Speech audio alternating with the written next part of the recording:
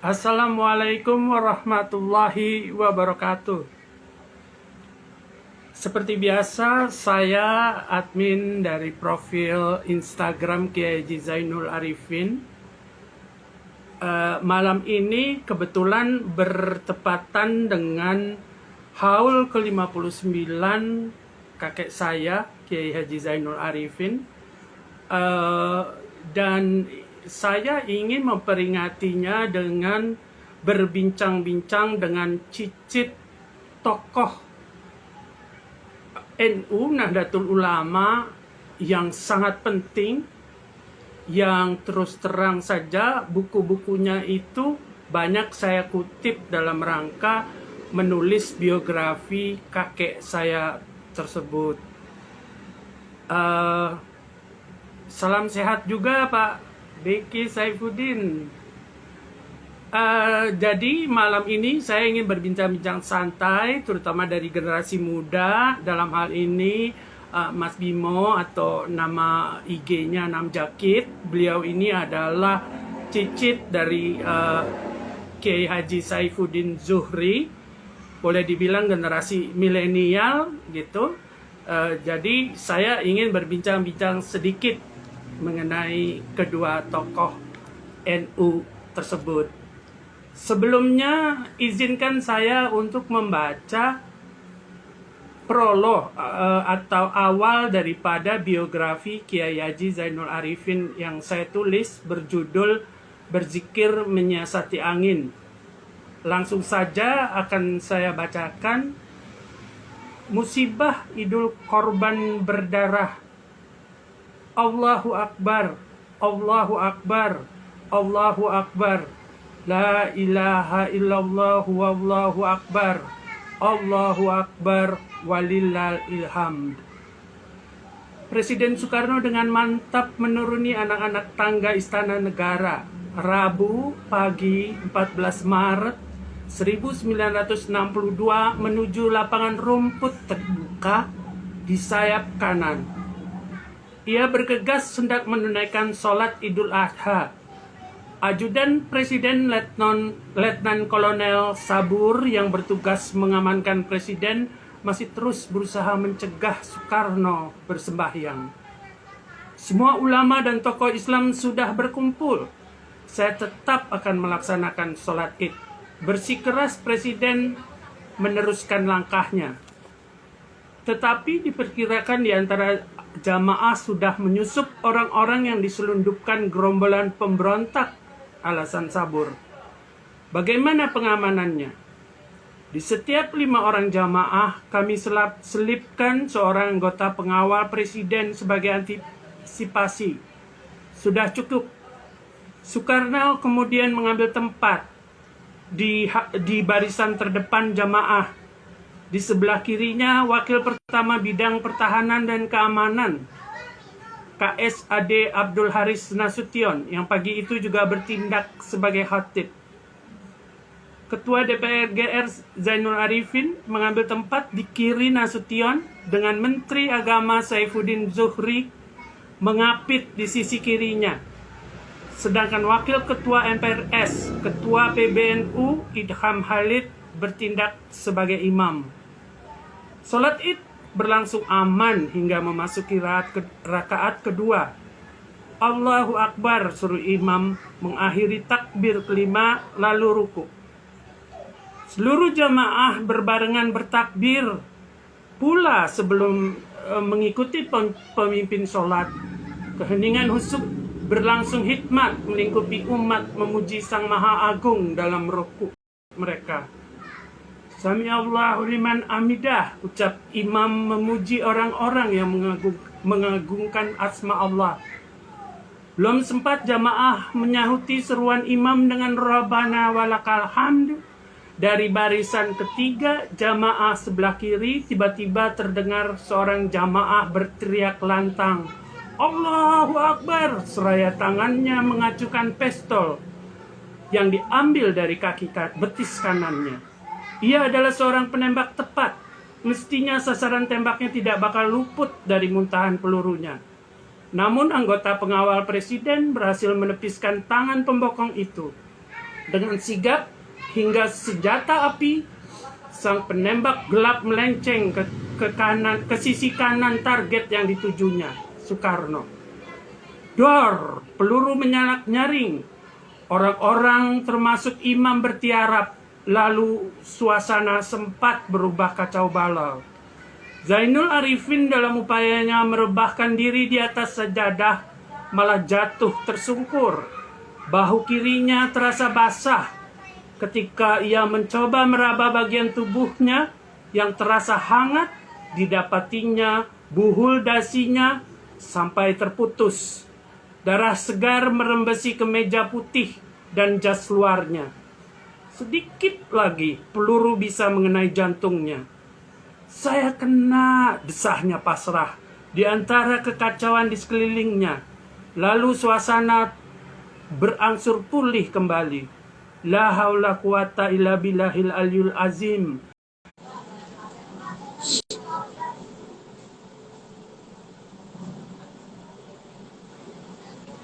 Ya, itu dia.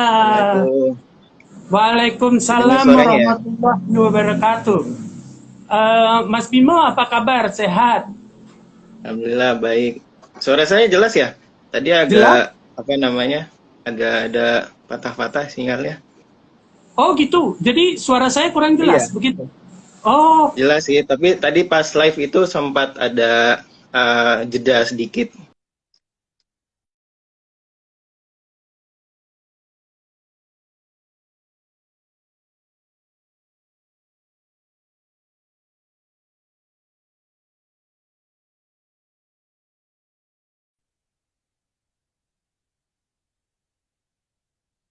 oke. Oke. Eh, terima kasih Pak Lukman Saifuddin telah berkenan mampir. Oke, tanpa berlama-lama Mas Bimo, saya ingin segera mengajukan beberapa pertanyaan karena terus terang aja saya sangat bersyukur kita bisa berhubungan gitu. Dan Mas Bimo ini Masya Allah dari generasi di bawah saya sebenarnya, ya, generasi cicit gitu loh. Dengan kebesaran nama Kiai Haji Saifuddin Zuhri, saya sangat berbangga hati bisa mewawancarai Mas Bimo pada malam ini. Pertanyaan saya yang pertama adalah, tolong jelaskan hubungan Mas Bimo dengan Kiai Haji Saifuddin Zuhri itu bagaimana? Ya, jadi seperti yang Om Aryo bilang tadi, saya itu generasi keempat. Artinya kalau diurut nih dari ibu saya, ibu saya itu orang tuanya, ayahnya Dr. Fahmi Saifuddin, itu putra pertamanya Kiai Saifuddin Zuhri. Lalu Dr. Fahmi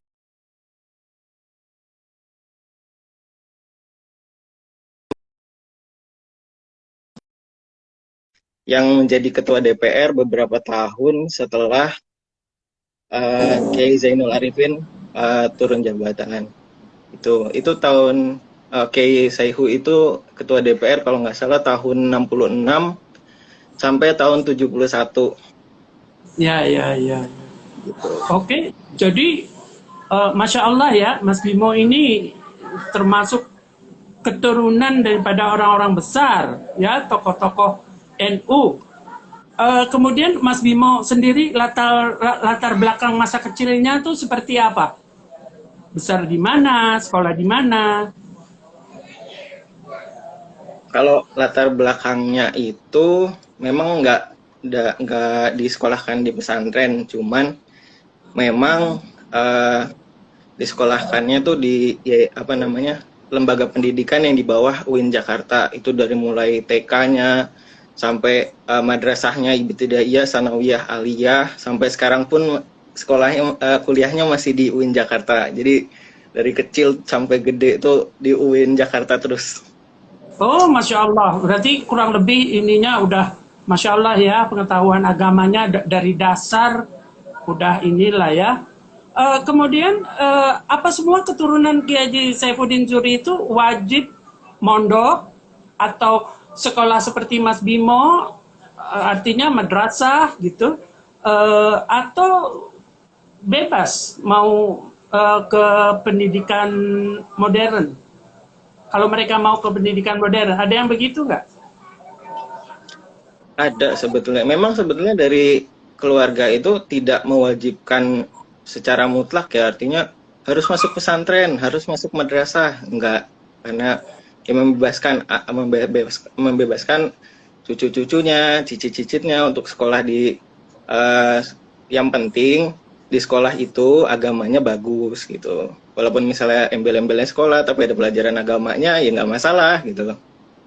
Oke, baik. Ini ada dari Aska Aulia 35. Masya Allah ada Gus Bimo katanya. Ya, Ya, saya itu bisa. teman di madrasah itu. Ah sih, ya ya ya.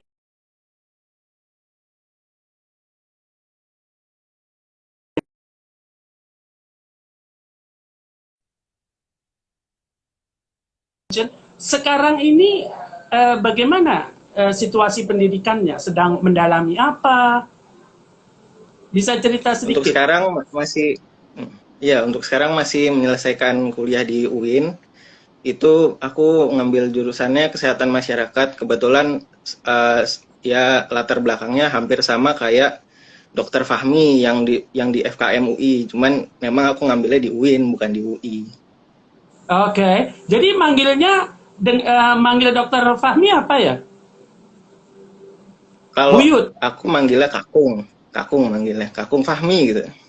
Cuman Oh, gitu ya. Oke.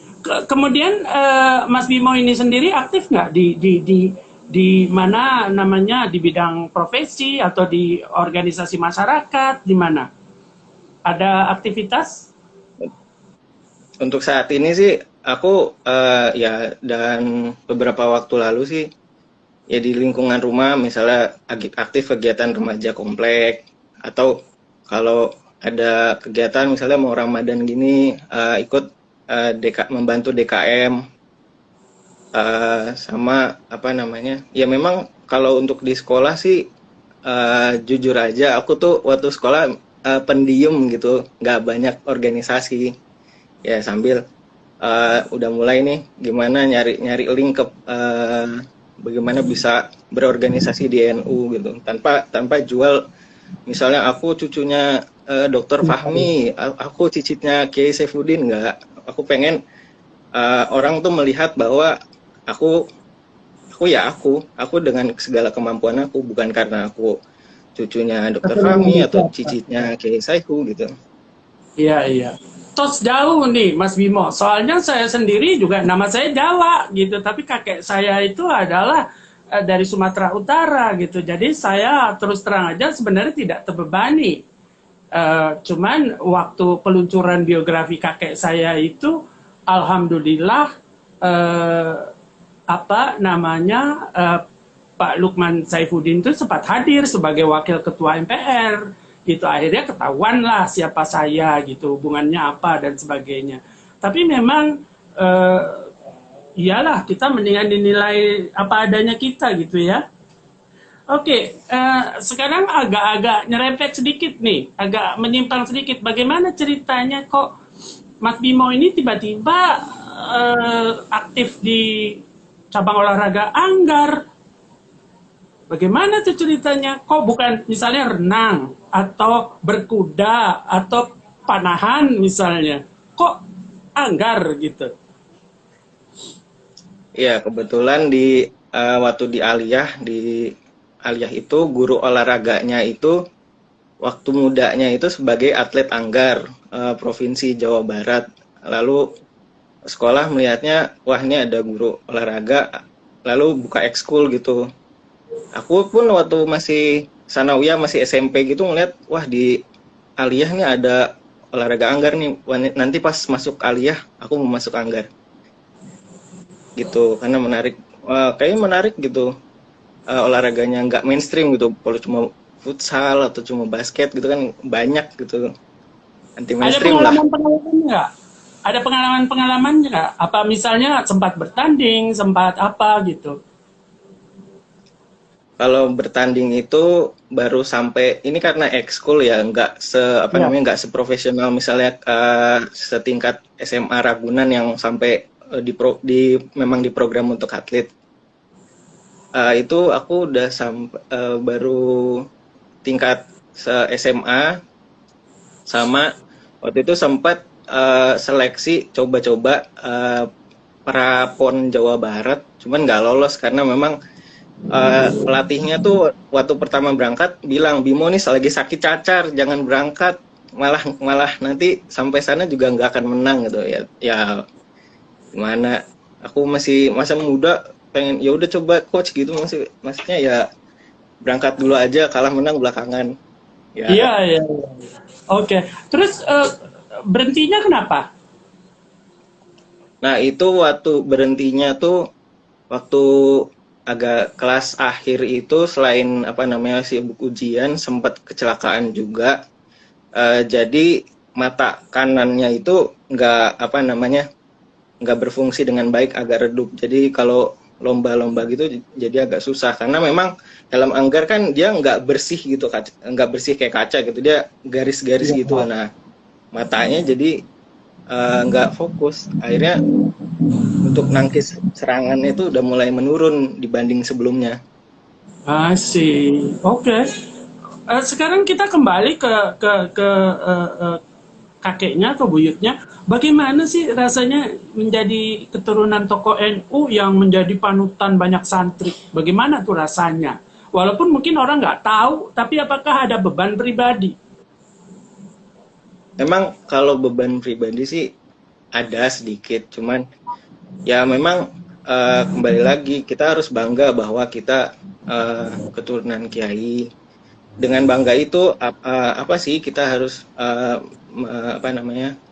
melakukan sesuatu, yaitu kita harus lebih baik, kita harus nggak boleh sembarangan jadi orang gitu istilahnya lah ya.